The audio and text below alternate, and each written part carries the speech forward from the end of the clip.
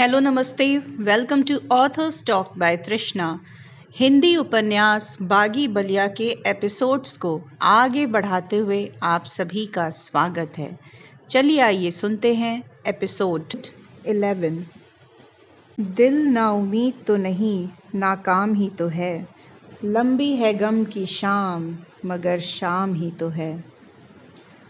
दुख ठहर भी जाए तो दिन नहीं ठहरते, उन्हें अपनी चाल से चलते रहने का शाप है। सो 1 महीना और बीत गया। इन दिनों संजय को अपनी ही सुध नहीं थी तो वह रफ़ीक की सुध भी क्या लेता। चाचा को लेकर 2-1 दफ़ा बनारस गया। बेटी के गम में वो बार बार बेहोश हो जाते थे। बनारस ने काफ़ी समय लिया। इस दौरान 2-1 दफ़ा ही कॉलेज गया। वहाँ उठती हर नज़र उसे सवाली लगी। विद्यार्थियों के समूहों ने होने वाली हर अट्टहास उसे अपना मजाक उड़ाती प्रतीत हुई। अपमान के भाव ने इस उदासी के पीछे एक असली कारण को ढक दिया था। वह ये जान नहीं पाया कि इस उदासी का असली कारण रफ़ीक का ना होना है। यदि वह याद करता तो पाता कि 5 सालों में ये बिरले ही हुआ होगा कि वह कॉलेज अकेला आया हो। वह याद करता तो पाता कि रफ़ीक के बुलेट की आवाज़ उनके अस्तित्व का हिस्सा थी। अस्तित्व का वह हिस्सा कट गया था और वही शूल की तरह चुभ रहा था। जबकि संजय को ये मुगालता था कि उसे लोगों की आंखें चुभ रही हैं। उसे लग रहा था कि हर नज़र ये कह रही हो कि अपने घर का भला नहीं कर पाए, महाविद्यालय का क्या ही भला करेंगे। इसलिए वह काम से कॉलेज में आता और चुपचाप प्रांगण से चला जाता। आज मगर वह फिर कॉलेज आया था और कारण ये था कि इतिहास के प्रोफेसर सुमित्रा बाबू ने उसे ज्योति की बाबत बुलाया था। आज जब प्रोफेसर साहब की इतिहास की क्लास चल रही थी, ठीक उसी समय संजय उनसे मिलने पहुंचा था। चूँकि क्लास प्रारंभ हो चुकी थी, इसलिए संजय ने प्रोफेसर साहब को परेशान करना उचित नहीं समझा और क्लासरूम के गेट के बाहर ही क्लास खत्म होने का इंतज़ार करने लगा। प्रोफेसर साहब की आवाज़ न सिर्फ बाहर तक आ रही थी, बल्कि वह आवाज़ उसके कानों तक पहुंच भी रही थी। बेदिली से ही सही उसने सुना जो प्रोफेसर साहब पढ़ा रहे थे। मुगल काल के आखिरी दिनों में बादशाहों की आक्रामकता के फायदे आक्रमणकारियों ने खूब उठाया, चाहे वह नादिर शाह दुर्रानी हो, अहमद शाह अब्दूली या रुहेला पठान गुलाम कादिर खान। गुलाम कादिर खान, इस तीसरे नाम पर संजय चौंक पड़ा। उसे ये नाम कहीं सुना सुना लगा। इतिहास से इसका कोई सरोकार नहीं था। ना चाहते हुए भी क्लास के भीतर चल रहे लेक्चर पर उसका ध्यान चला गया। प्रोफेसर साहब पढ़ाते रहे। गुलाम कादिर खान की बर्बरता का सटीक दृश्य खैरुद्दीन ने अपनी किताब इबरतनामा में खींचा है। सीधे शब्दों में समझें तो गुलाम कादिर खान गौसगढ़ के शासक जाबिता खान का बेटा था और जाबिता खान को भी गौसगढ़ पर शासन करने के लिए किशोर उम्र के गुलाम कादिर खान को बतौर जमानत लाल किले में रखना पड़ा था। गुलाम कादिर खान को लाल किले में संवधिया के नाम पर लगाया गया था। गुलाम कादिर खान खूबसूरत जवान था। लंबा तगड़ा पठानी शरीर का वह मालिक था जिस पर लाल किले के शहजादियों के साथ साथ बेगमों तथा दासियों तक फिदा थी। बादशाह शाह आलम से ये बात छुपी नहीं थी, सो उन्होंने गुलाम कादिर खान का बधिया करवा कर उसे नपुंसक बना दिया था। बधियाकरण एक अमानवीय कृत्य आज की तिथि में भले ही हो, उस वक्त ये न सिर्फ प्रचलन में था बल्कि समाज में स्वीकार्य भी था।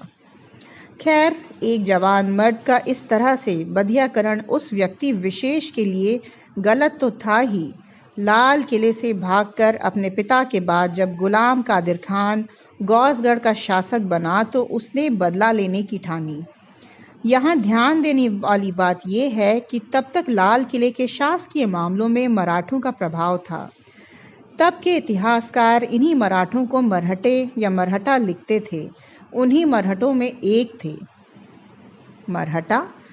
अचानक फिर संजय के दिमाग में बिजली सी कौंधी। उसे फौरन याद आया, ये नाम तो डाक साहब लेते हैं, वे उसे मरहटा कहते हैं। क्या तो नाम भी बताया था, जाने कौन सिंधिया। अभी संजय अपने दिमाग को कष्ट दे ही रहा था कि प्रोफेसर साहब के अगले शब्द ने इसका भी निवारण कर दिया। महादजी सिंधिया। महादजी सिंधिया एक कुशल राजनीतिज्ञ थे। लाल किले की राजनीति पर उनका इतना प्रभाव था कि वे आसानी से लाल किले के तख्त पर बैठ सकते थे। मगर वे कुशल राजनीतिज्ञ और रणयोद्धा थे। वे कहा करते थे कि राज करना मुगलों का काम है, हमारा काम राजनीति करना है।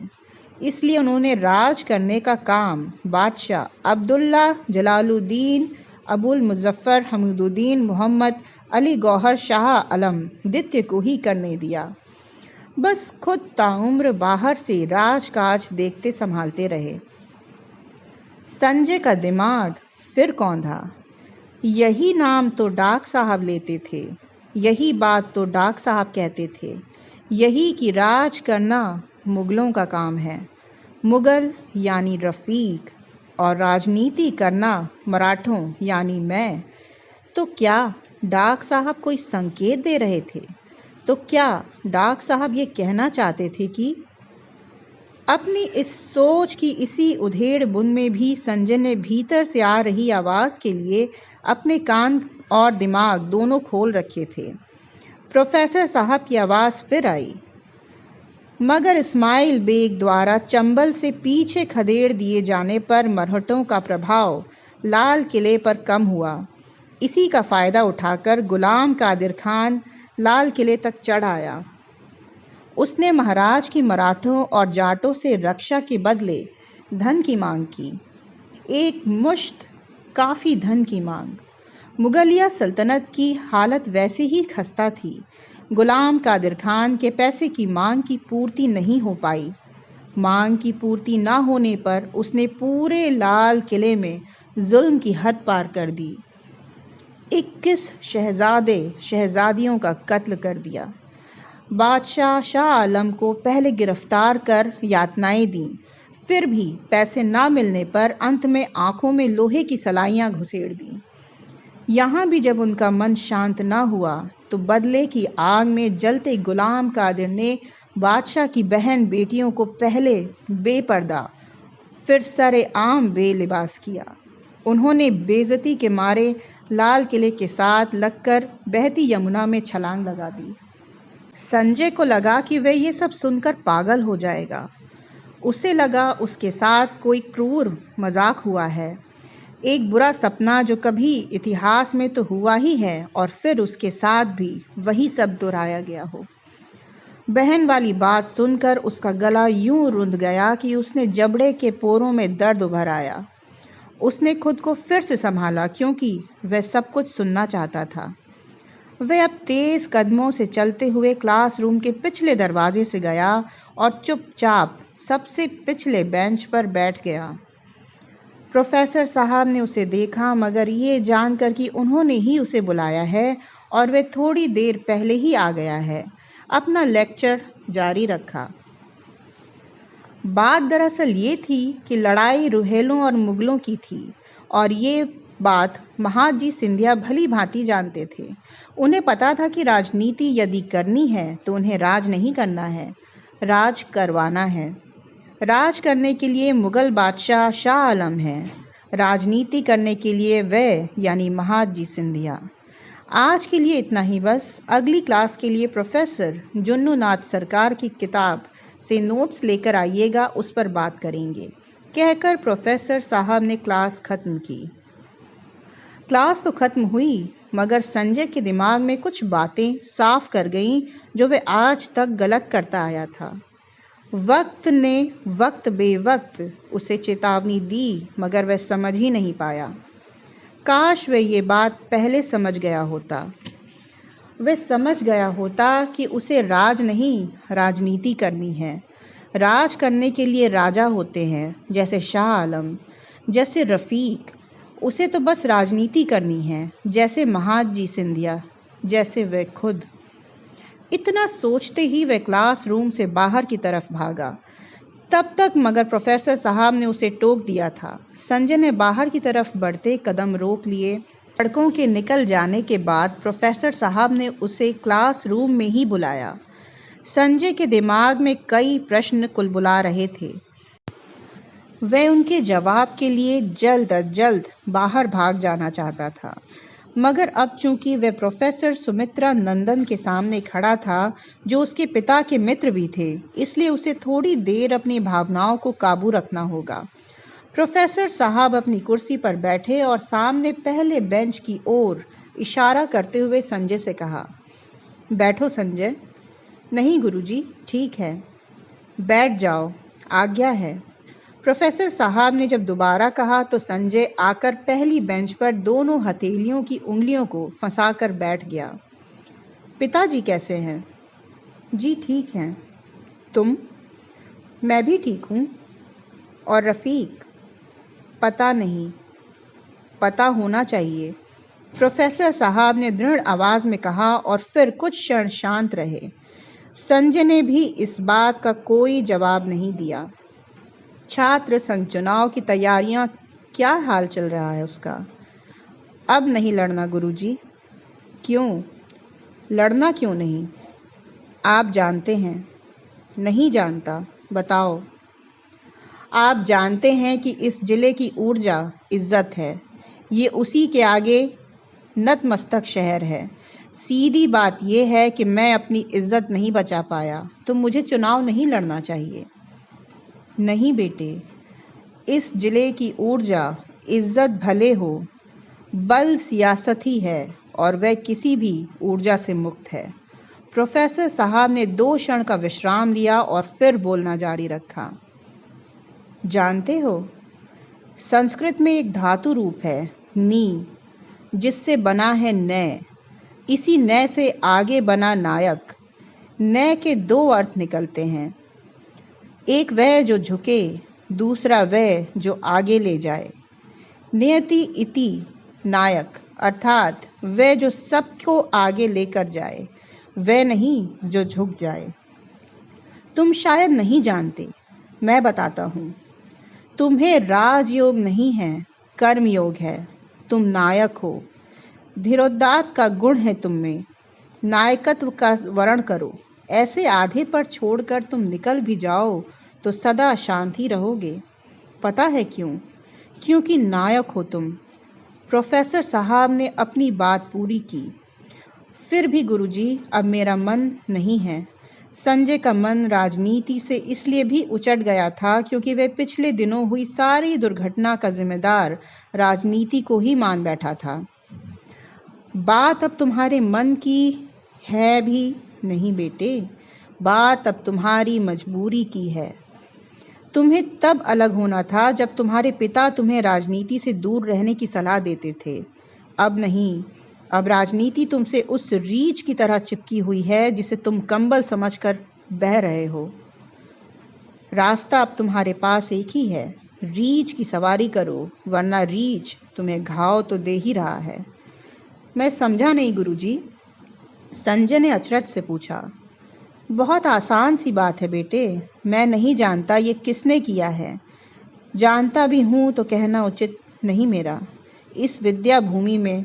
हाँ, इतना ज़रूर है कि उन्हें रोकने, उन्हें हराने में ही तुम्हारी मुक्ति है। कहते हुए प्रोफेसर साहब चुप हुए। उन्होंने जब देखा कि संजय उनकी बातों पर ध्यान दे रहा है तो वह फिर से बोले, ये लड़ाई तुम्हारी है, ये जीत तुम्हारी है, मगर वह पद तुम्हारा नहीं, वह पद रफ़ीक का होने दो। गुरुजी, मैं भी यही सोच रहा था। संजय को अब लगा कि प्रोफेसर साहब होश में वही बात कर रहे हैं जो डाक साहब विक्षिप्तता में कहते हैं, और वह अब बात को ठीक समझ पा रहा है। ठीक सोच रहे थे। चंद्रशेखर जी को जानते हो ना, हमारे जिले से प्रधानमंत्री। उन्हें अपने राजनीतिक जीवन में विभिन्न सरकारों से कई मंत्री पद प्रस्तावित हुए। उन्होंने कभी कोई मंत्री पद नहीं लिया। पता है क्यों? क्योंकि उन्हें प्रधानमंत्री ही बनना था। प्रधानमंत्री बनने भी, और जब समर्थ वापस लिया गया तो प्रधानमंत्री पद छोड़ते हुए पता है क्या बोले? बोले कि एक वक्त ऐसा आता है जब आपको चुनना होता है कि आप घुटनों पर रहकर अन्य होना चाहते हैं या फिर स्वयं में खड़े होकर मिसाल बनते हैं। मैंने अपनी शर्तों पर खड़ा रहना चुना है। तो ये है तुम्हारा जिला और ये है यहाँ की राजनीति। जी गुरुजी, संजय ने बात समझते हुए कहा। ईश्वर की मर्जी यही है कि और शायद विधान भी। रफ़ीक के पास जाओ, उसे और खुद को भी ये विश्वास दिलाओ कि गलती न तुम्हारी है न उसकी, गलती वक्त की है। वे परीक्षा लेती रहती है और जो परीक्षित नहीं वो पराक्रमी नहीं। प्रोफेसर साहब ने एक सांस में कहा। जी गुरुजी, आपने दुविधा से निकाला, आपका आभार रहेगा। संजय ने एक नए जोश से उठते हुए कहा और प्रोफेसर साहब के पांव छूते हुए बाहर की ओर चला गया। और सुनो, प्रोफेसर साहब ने जाते हुए संजय को फिर रोका। जी गुरुजी, संजय ने पलटते हुए कहा। जाके सम्मुख बैरी जीवे वाक्य जीवन को धिक्कार कहते हुए प्रोफेसर साहब अपने इतिहास के नोट्स इकट्ठे करने लगे। संजय एक नए जोश के साथ कॉलेज से बाहर निकल गया। कभी कभी प्रारंभ को, शुरुआत को महज एक धक्के की, एक झटके की ज़रूरत होती है। ये झटका या बाहरी बल वह कारक होता है जो शिथिल पड़े मन को नई ऊर्जा देता है। प्रोफेसर साहब से मिलकर संजय को नया उत्साह मिला था। साथ ही साथ ऐसी गफलतें भी टूटी थीं जो वह पाल बैठा था। बाहर निकलते ही वह बिरजू के पास पहुंचा, जो कॉलेज के बाहर ही उसका इंतज़ार कर रहा था। उसने पहुंचते ही बिरजू से पूछा, बिरजू, रफ़ीक कहाँ है? क्या हुआ भैया? संजय को बदहवास देखते हुए बिरजू ने पूछा। बताओगे कि बनोगे दरोगा? संजय ने डांटा। जिले में नहीं है भैया। फिर? रसड़ा में हैं। वही गढ़ा पीर की दरगाह पर पड़े रहते हैं। सुबह झाड़ू मारते हैं, सीढ़ी धोते हैं और वहीं सीढ़ी पर पड़े रहते हैं। एक बोरा रखे हैं, रात में वही बिछा के सो जाते हैं। बासी फूल, एकाध कुत्ते और एक कोने में रफ़ीक भैया। हे भगवान, कितने दिन से? आप बात करना छोड़े तभी से। फिर नसीम भाई फौत हुए तब बिखर गए, लेकिन तब तक बलिया नहीं छोड़े थे। छोटकी का सुने तभी से अजीब से हो गए हैं। एक दिन हम ही कहे कि चलो, हमें नहीं पता था कि कहाँ चलना है। यहीं गढ़ा पीर की दरगाह पर लेकर आए और जो भीतर गए कि बाहर आए ही नहीं।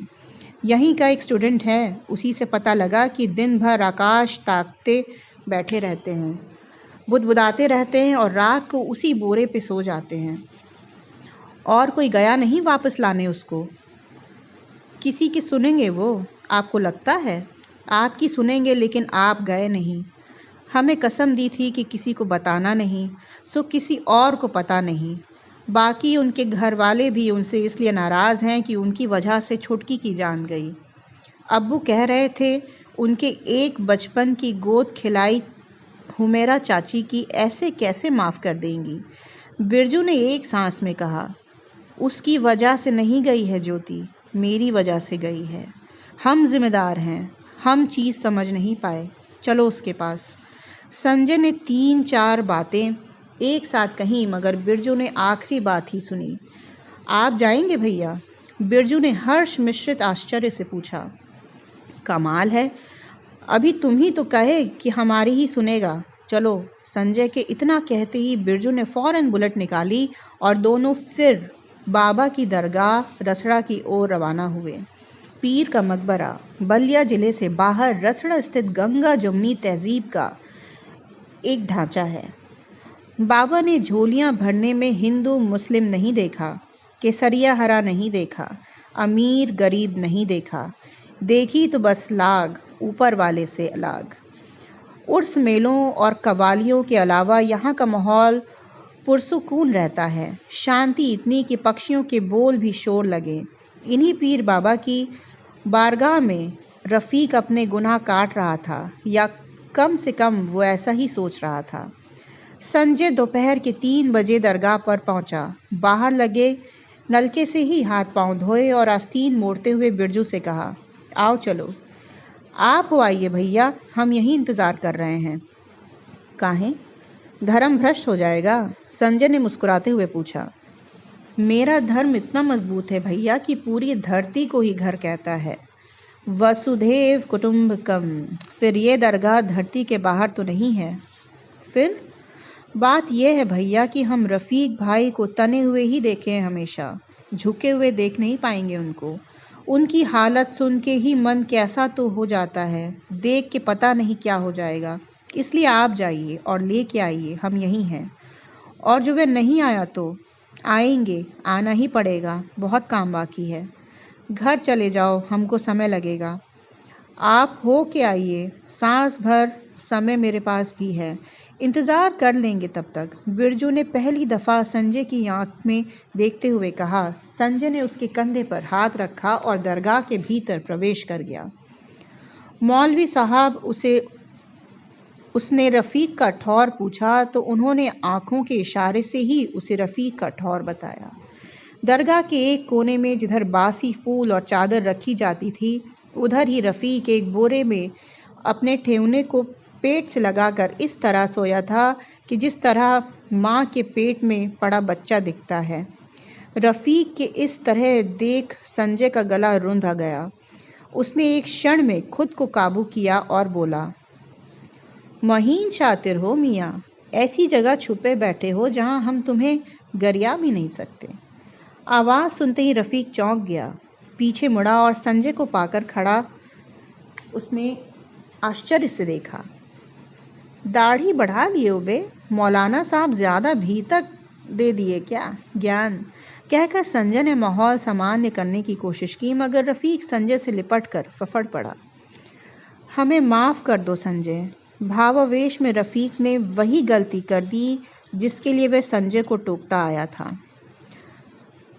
साथ में पिटाई खाए हैं मियाँ, फिल्म फेयर चुराए थे नेशनल बुक से, सुंदरम टॉकीज में पहला रंगीन चित्र साथ में देखे, याद है? दे गनगना गया था। 10 मिनट पहले ही निकल भागे थे दोनों कि कोई देख ना ले। सवेरे का निपटान लोटा ईटा साथ ही हुआ, घटियाई भी साथ किए हैं, इसलिए सब झेल लेंगे भाई। बस अगली बार नाम लेके मत पुकारना, गाली जैसा लगता है साला। संजय ने रफ़ीक के बालों की हथेली से झाड़ते हुए कहा। रफ़ीक का रोना और तेज हो गया। साले गाली ना निकलवाओ ऐसी जगह पर, एक तो मियाड़ी ऊपर से बलियाड़ी, रो रहे हो। मंगल पांडे क्या सोचेंगे, नाम हंसवाओगे तुम। रफ़ीक का फफकना मगर जारी रहा। उसने संजय के कंधे से सिर नहीं उठाया। थोड़ी देर तक फफड़ कर रोते जब थोड़ा शांत हुआ तो संजय ने बैठते हुए कहा, चलो। कहाँ? वहीं जहाँ से छोड़ कर आए थे, बहुत काम बाकी है। काम सचमुच बाकी था, और सच जानिए तो काम अभी प्रारंभ ही नहीं हुआ था। तैयार की गई ज़मीन पर आमूल चूल परिवर्तन होने थे। समय, सियासत और शहर तीनों को इस प्रारंभ का साक्षी होना था। मझोवा घाट शाम के पहले पहर से ही वीरान हो जाता है। बढ़ियाई गंगा अपने उन्मादी दिनों में सबसे ज़्यादा प्रकोप इसी घाट पर दिखाती है। जब वह सामान्य रास्ता छोड़कर बाईं ओर कटान बढ़ाती है तो ये घाट की सबसे अधिक घाटा सहता है। कहते हैं यहाँ की मिट्टी इस देवीय नदी को इतनी पसंद है कि वह इसे 60 गांठ रखती है और बड़ी आसानी से स्नान को पहुँचाने अनाड़ियों को खींच लेती है, जिनका आरोप पिशाचों, डाकनियों और छलावों पर चला जाता है। रही सही कसर रात के तीसरे पहर में गंगीय डॉल्फिनों की उछल कूद पूरी कर देती है, जो पीढ़ी दर पीढ़ी इसे पीपल वाले की कूद और नदियों का ननियों द्वार खुले ब्रह्म बताए जाते रहे हैं। सो आश्चर्य नहीं है कि मझोवा घाट पहले पहर के साथ ही वीरान हो जाता है। मगर ये वीरान घाट वह जगह भी है जहां आप अपने मन की व्यथा बिना लाग लपेट के कह सकते हैं, चाहे मन की बात देवीय नदी गंगा से कहनी हो, या फिर प्रेमिका से, या फिर साथ बैठे दोस्त से। एक बात पूछी मियाँ? संजय ने हाथ में घाट पर की गीली रेत मुट्ठी में भरते हुए पूछा। शर्मिंदा ना करो भाई, नहीं, बस जानना चाह रहा था। तो सीधे पूछो ना। उस रोज़ जब डाक साहब हमारे ऑफिस में आए तो तुम्हारे कान में क्या बोले थे? किस दिन? उस रोज़ जब वो कार्यालय आए थे, जब उन्होंने हमें सिंधिया बताया था, फिर तुम्हारे कान में भी कुछ कहा था।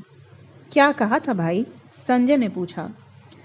अरे नेता, डाक साहब पागल हैं। बस कोई डॉक्टर उनको पागलपन का सर्टिफिकेट नहीं दिया है।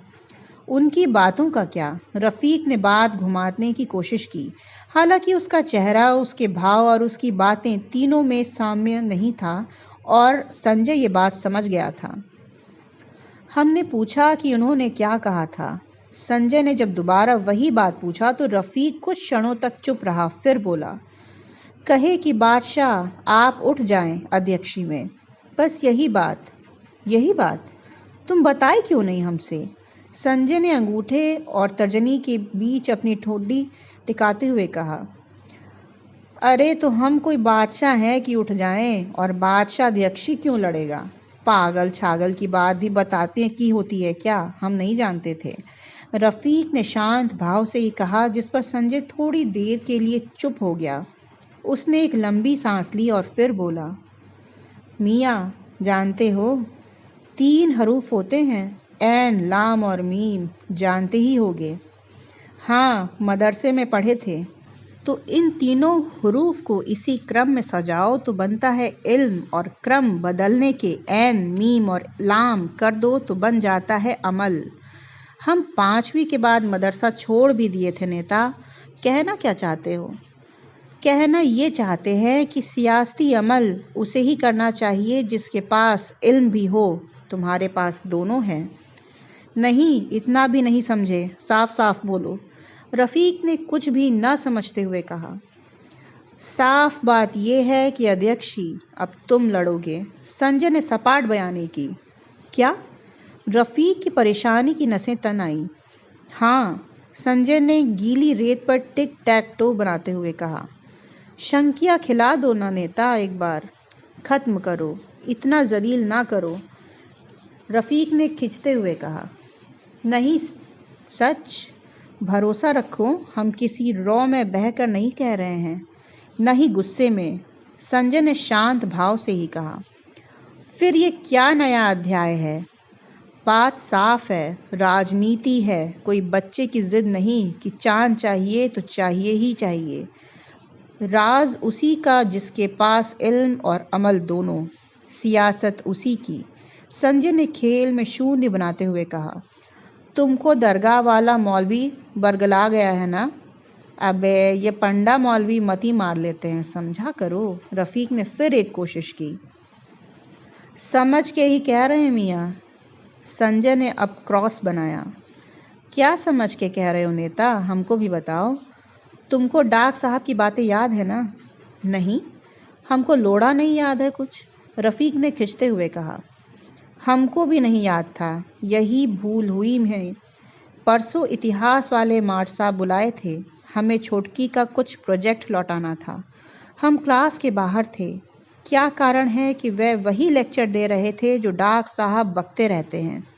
क्या कारण है कि मेरे साथ, बल्कि हमारे साथ वही सब हो रहा है जो डाक साहब बताते रहते हैं? क्या कारण है कि डाक साहब कहते रहे कि हमको अध्यक्षी नहीं उठना चाहिए? क्या कारण है?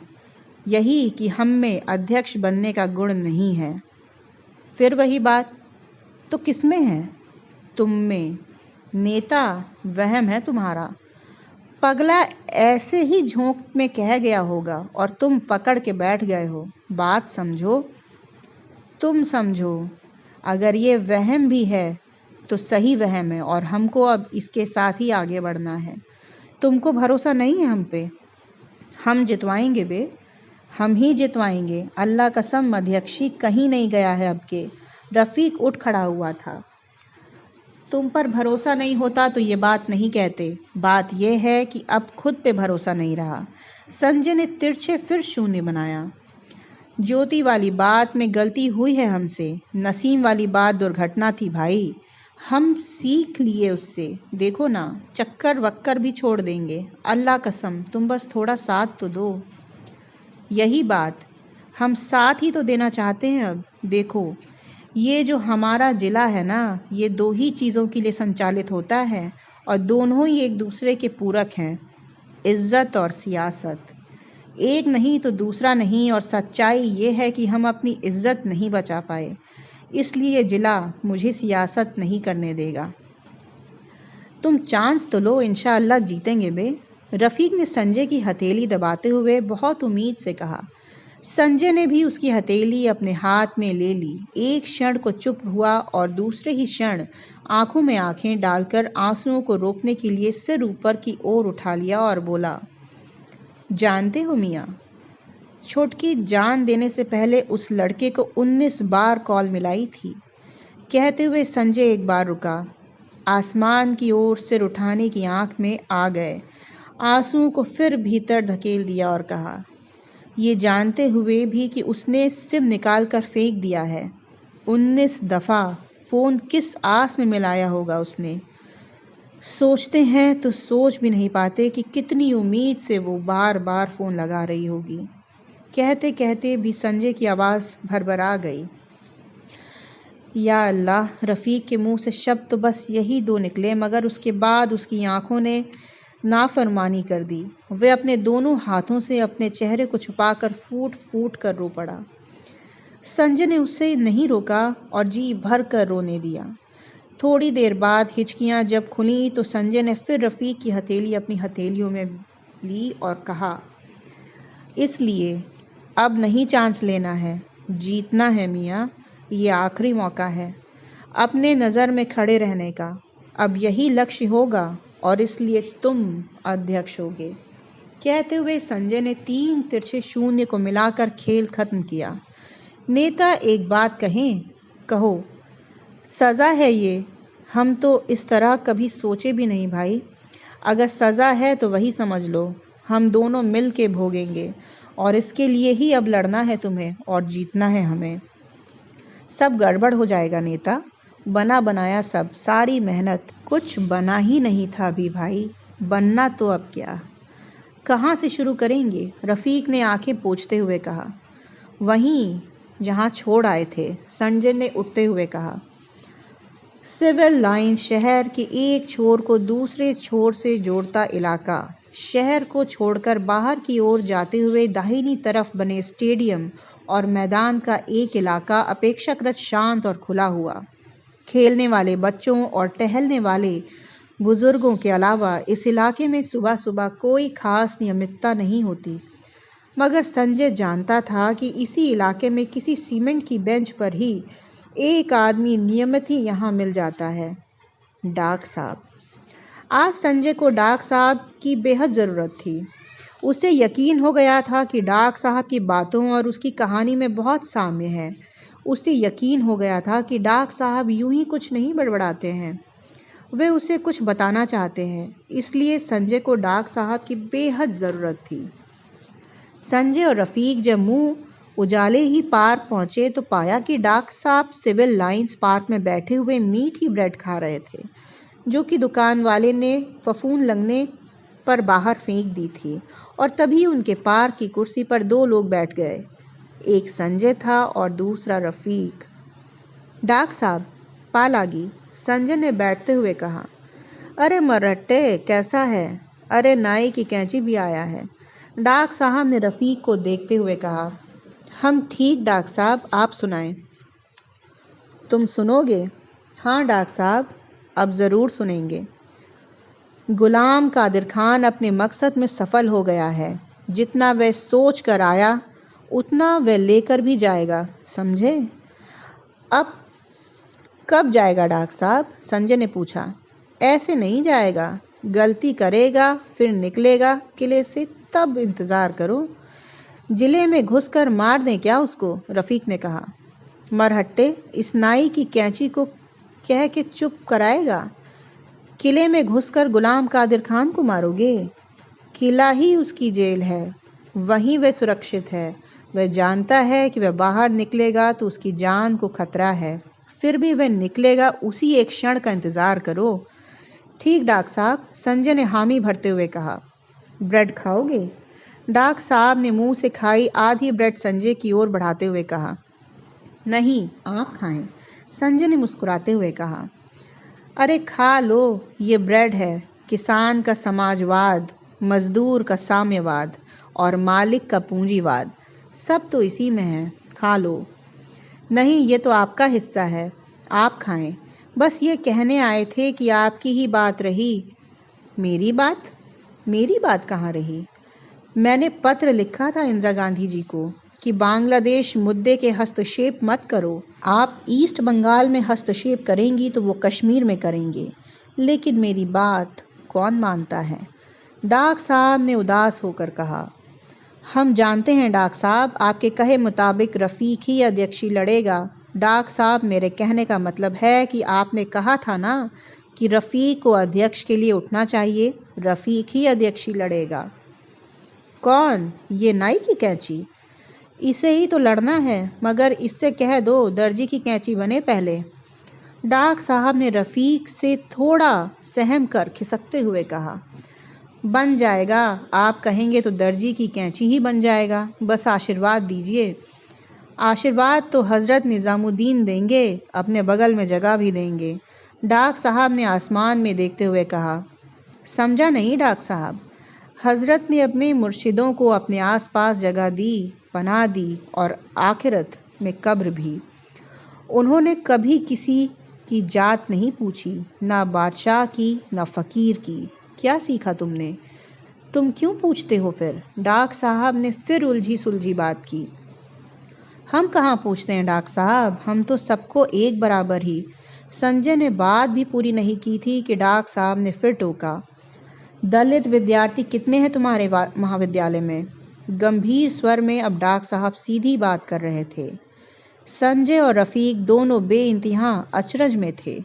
उन्हें ये तो मालूम था कि डॉक्टर साहब पहले छात्र राजनीति में ज़रूर रहे थे, मगर अब भी और विशेषकर आज की छात्र राजनीति में भी उनकी पकड़ और रुचि दोनों है। ये सुनकर दोनों ही अचंभित थे। दूसरे डॉक्टर साहब ने जो आज पहली दफ़ा कोई सीधी बात की थी, यही कोई 200-300। रफ़ीक की जगह अब के संजय ने अंदाजन कहा, 639 कुल। पिछले माह तक एक विलंबित प्रवेश मिलाकर डॉक्टर साहब ने ब्रेड के अंतिम टुकड़े पर नज़र गड़ाए हुए कहा, जी देख लेता हूँ। संजय डॉक्टर साहब की इतनी तीक्ष्ण बुद्धि से न ही परिचित था और न ही ये बात प्रत्याशित थी, इसलिए दोनों ही भौचक से डॉक्टर साहब की बात सुन रहे थे। तुम देख ही तो नहीं पाते, अगर देख पाते तो ये देखते कि महाविद्यालय में अगले हफ्ते क्या होने वाला है। इतना अनजान भी नहीं है डॉक्टर साहब। जानते हैं कि राम अवतार राय जी की प्रतिमा लगने वाली है। नहीं लगनी चाहिए, डॉक्टर साहब ने ठहरे हुए स्वर में कहा। क्यों? रफ़ीक ने पूछा। क्योंकि राम अवतार जी तुम्हें 639 वोट नहीं दिला पाएंगे। तो कौन दिलाएगा? रफ़ीक ने पूछा। बाबा साहब अम्बेडकर। समझा? अचानक ही संजय के दिमाग में कुछ कौंधा। वह बात उस छोर तक पहुंच गया जहां डॉक्टर साहब उन्हें पहुंचाना चाह रहे थे। वह डॉक्टर साहब का मंतव्य समझ गया। डॉक्टर साहब, आपके परामर्श की ज़रूरत पड़ती रहेगी।